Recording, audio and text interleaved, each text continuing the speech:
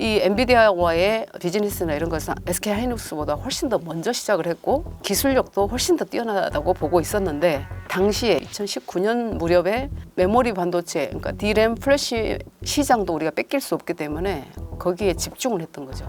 당시에 HBM을 예측을 해보면 시장에 1%도 안 된다, 이런 얘기들이 많이 돌았어요. 그리고 그때 파운더리 사업에서 2030년도에 TSMC를 능가하겠다, 이런 발표를 합니다. 그런 발표를 해놨기 때문에 삼성은 메모리 반도체에 이어서 파운더리 사업에도 전력 투구를 했었어야 되기 때문에.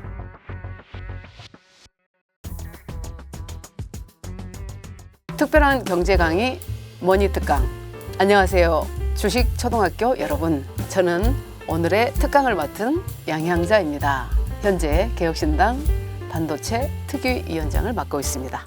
현재 주소도 여전히 글로벌 세계 1위의 반도체 회사죠. 여전히 글로벌 메모리 1위고, 그것이 1993년도부터 지금까지 31년째 이어오고 있는 글로벌 무대에서 1위하고 있는 기업이라는 것은 확실하고요. 그런데 이제 최근에 어떤 몇 년 사이에 급변하는 시장 때문에 상당히 어려움을 겪고 있는 건 맞습니다. 특히 그 SK 하이닉스가 HBM 시장에서 두각을 나타내면서 삼성에게는 더 어려움이 가중되고 있고, 또한 그 파운더리 같은 경우는 TSMC를 따라가지 못하고 그 부분에서도 여전히 주도권을 잡지 못하고 있는 상황이기 때문에 굉장히 어려운 상황인 것은 맞습니다.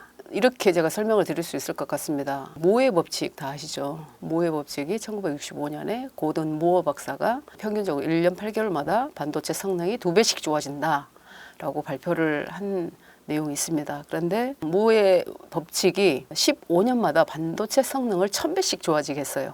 이 1000배라는 의미가 뭐냐면 새로운 혁명의 시대가 열린다라는 것을 의미합니다. 그래서 1977년도에 PC가 처음 나옵니다. PC가 처음 나오면서 인터넷과 결합을 하죠. 그래서 PC 혁명의 시대가 열려요. 이것도 다 반도체의 성능에 기반한 어떤 혁명의 시대의 개막을 알렸던 거죠. 그 이후로 15년 후가 사실 1992년이죠.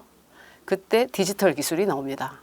디지털 기술이 전자산업과 결합하면서 디지털 혁명의 시대가 열려요.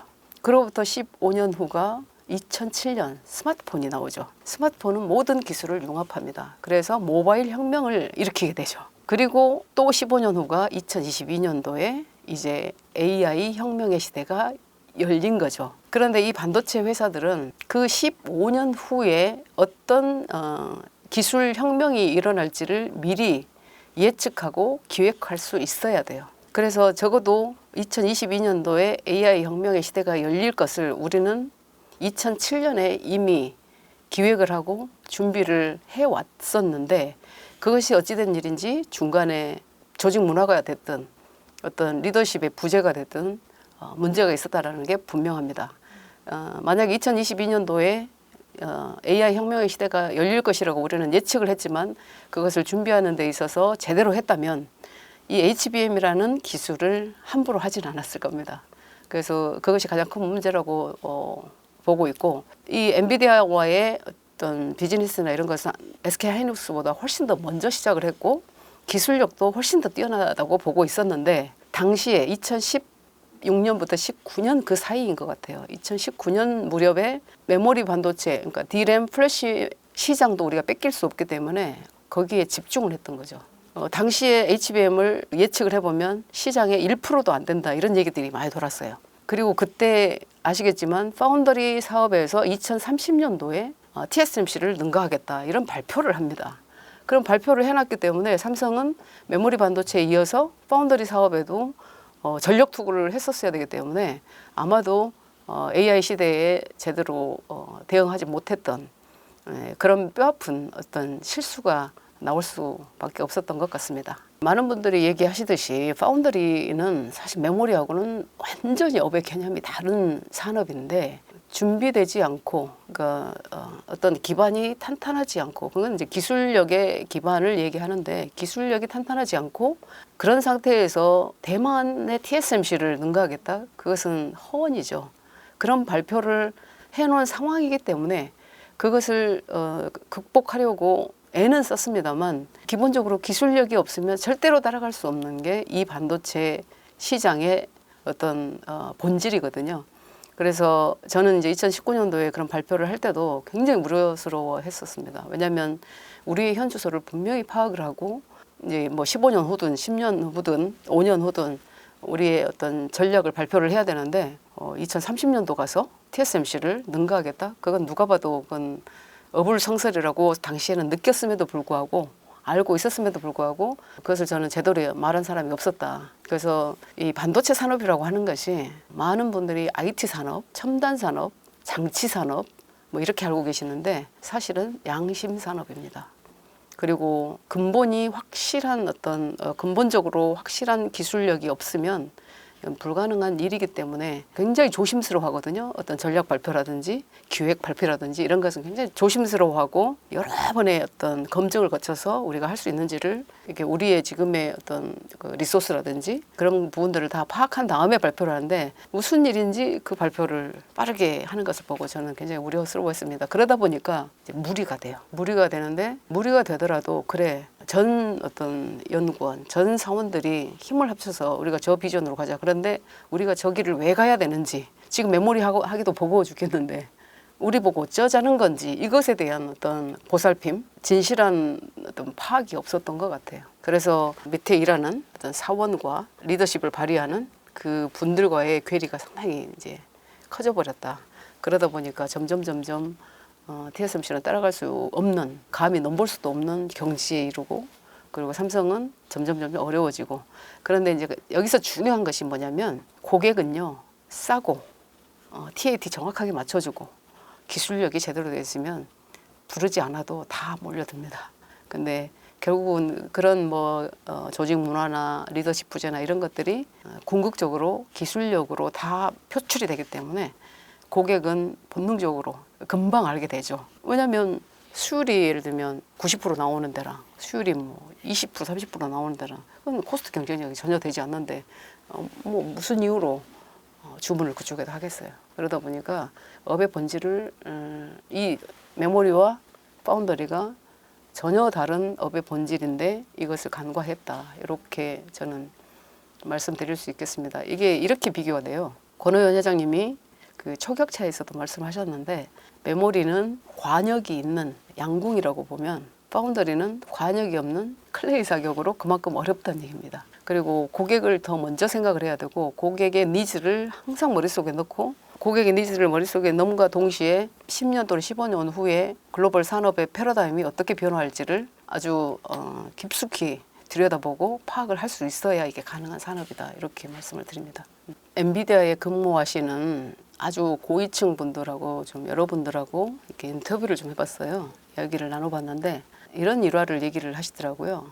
사실 10년 전이나 5년 전이나 엔비디아가 이렇게 컸을 것 같아요.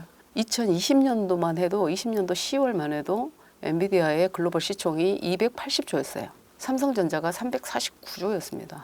그런데 그 엔비디아의 젠슨 황이 우리가 이러이러한 기술의 어떤 반도체가 필요하다라고 방문한 적이 있대요. 그런데 너무나 홀대를 받았다라는 거죠. 엔비디아의 젠슨 황이 삼성을 갔을 때는 너무나 홀대를 받았는데 그래서 그 이후로 잘 보세요. 젠슨 황이 한국에 안 옵니다. 많은 상처가 있대요. 근데 하이닉스는 그런 얘기를 했을 때 찾아왔답니다.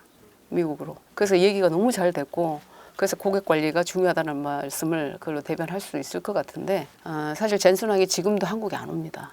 그런데 한 가지 이제 벤더 밸런싱이라는 이야기 들어보셨죠? 한 업체만 가지고는 이 사업하기가 어려워요. 그러니까 퍼스트 벤더, 세컨 벤더가 있어야 안정적으로 그들도 미래지향적인 사업을 구현할 수 있기 때문에 삼성이 필요하긴 합니다.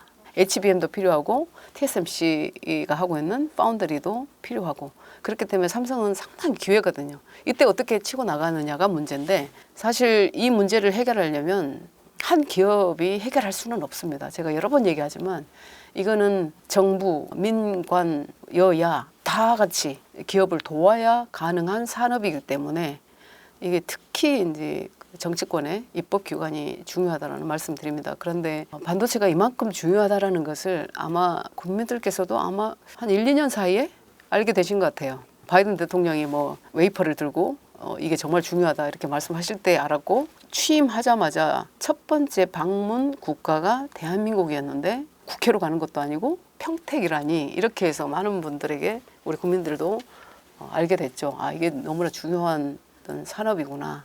그런데 더 중요하게 인식이 된 것이 코로나 때 차량용 반도체, 오토모티브양 반도체 컴포넌트 하나 없어가지고 미국 전역의 자동차 회사들이 올스탑 되는 그걸 목도했거든요.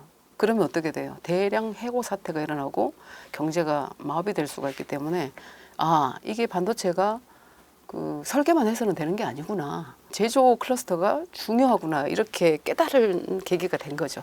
그래서 바이든은 그 이후로 이제 미국의 정책들이 야 무조건 이제 제조를 미국에서 할 수 있게 해야 되겠다. 그게 이제 자국 우선주의를 넘어서 국방의 가장 키가 반도체구나라는 것을 인식시키게 한 칩스 액트법 그런 법안에 담은 내용들이 다 그런 것이죠. 근데 우리나라는 여전히 이게 반도체가 삼성의 어떤 삼성과 SK의 문제지 우리하고 무슨 관계냐 이런 말씀들을 하는 분들이 너무 많고 사실 이제 언론에 감사한 것은 언론이 제대로 다루기 시작한 게 한 2년쯤 된 것 같아요. 지금 이제 특히 머니투데이가 잘 다뤄주고 계셔서 감사하죠. 네.